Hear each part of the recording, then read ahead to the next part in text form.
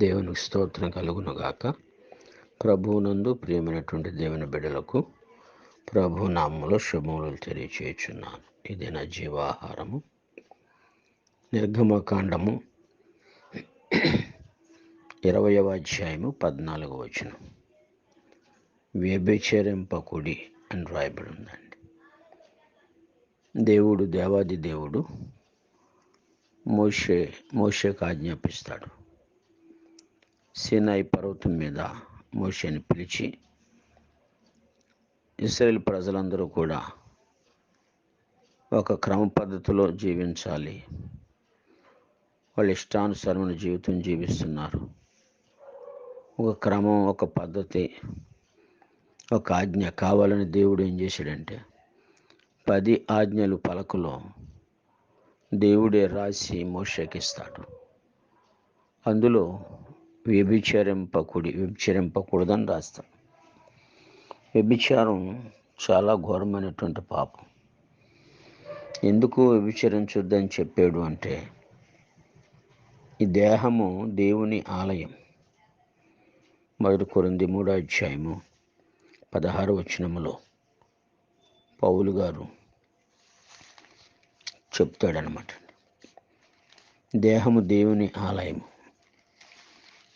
దేవుని ఆలయం పరిశుద్ధమై ఉన్నది, మీరు ఆ ఆలయం ఉన్నారు. ఎవడైనాను దేవుని ఆలయమును పాడు చేస్తే దేవుడు వాడిని పాడు చేస్తాడని.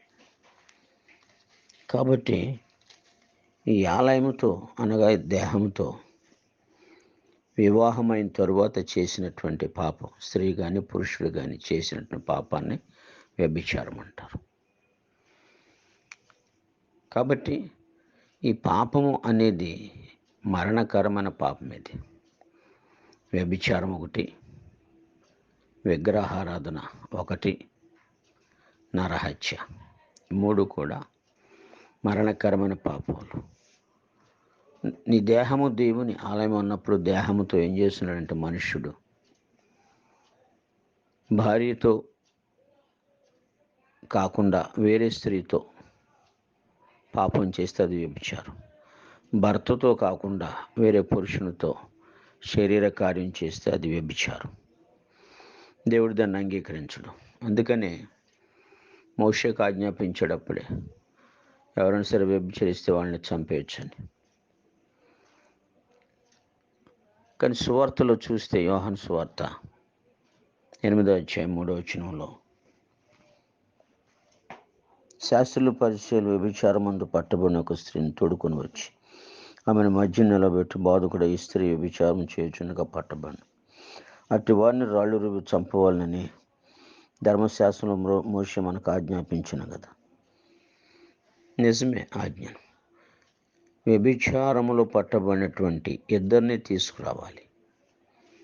కానీ ఇక్కడ స్త్రీని తీసుకొచ్చాడు, పురుషుడు పారిపోయాడు. కాబట్టి స్త్రీని రాళ్ళు రువ్వి చంపాలని యేసుక్రీస్తు ప్రభువుని శోధిస్తూ అడుగుతుంటే ఆయన అన్నాడు, మీలో పాపం చేయనివాడు మొట్టమొదటి రాయి వేయండి. నిజమే, వ్యభిచారమందు పట్టబడినటువంటి వ్యక్తులను చంపాలి. కానీ వీరు ధర్మశాస్త్రానికి విరోధంగా మాట్లాడుతున్నారు. ద్వితీయోపదేశకాండం 22వ అధ్యాయం 2వ వచనంలో, ఒకడు మగనాలితో సేనించిన యెడల ఎవరైనా చూస్తే వారిద్దరిని చంపాలని ఉంది. ఆ స్త్రీ పురుషుడు కూడా చావాలి. కానీ ఇక్కడ స్త్రీని పట్టుకొచ్చాడు, కానీ పురుషుడు దొరకలేదు, పారిపోయాడు. మరి ధర్మశాస్త్ర ప్రకారం ఎలా శిక్షించడానికి అవకాశం ఉంది? అక్కడ లేదు. కాబట్టి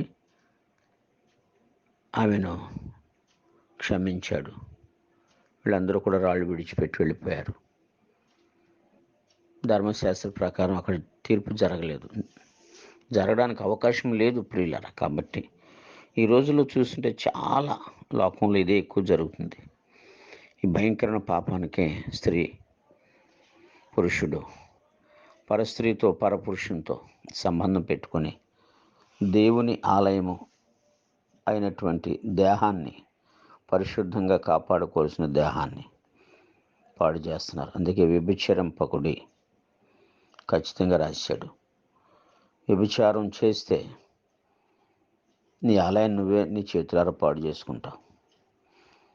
చాలామంది వ్యభిచారం చేసి తమ కోరికలను తీర్చుకొని ఎంజాయ్ చేయొచ్చు అనుకుంటున్నారు, కానీ నాశనానికి పాత్రలు అవుతున్నారు. కాబట్టి ఆనాడు చేస్తే పాపం, ఈ క్రొత్త నిబంధన ప్రకారం చూస్తే పాపం. కాబట్టి చాలా జాగ్రత్తగా ఈ లోకంలో బ్రతకాలి. అలా వ్యభిచారం వైపు నీ మనసు వెళ్లకుండా కాపాడుకోవాలి. అలా కాపాడుకోవాలంటే వివాహం చేసుకో అంటాడు కొరింథీ 7వ అధ్యాయంలో. కామతప్తులగుట కంటే వివాహం చేసుకోవడం మంచిది. వివాహం వలన ఇలాంటి పాపం జరగకుండా ఉండడానికి అవకాశం ఉంది. కాబట్టి సోదరుడా, ఈ భయంకరమైన దినాల్లో వ్యభిచారం అనే పాపం వైపు నీ మనసు మళ్లింపకు. మళ్ళిస్తే మాత్రం దేవుని ఆత్మను బాధించినట్టు, శోధించినట్టు అవుతుంది. అలా కాకుండా వయసులో ఉన్న వ్యక్తి అయితే వివాహం చేసుకుని దేవుని ఆజ్ఞను పాటించు. అలా పాటించకుండా నీ ఇష్టం నెరవేరిస్తే దేవుని యొక్క శాపానికి, ఉగ్రతకు గురవుతావు. వ్యభిచారం అనేది నీ మనసులోనికి రానివద్దు.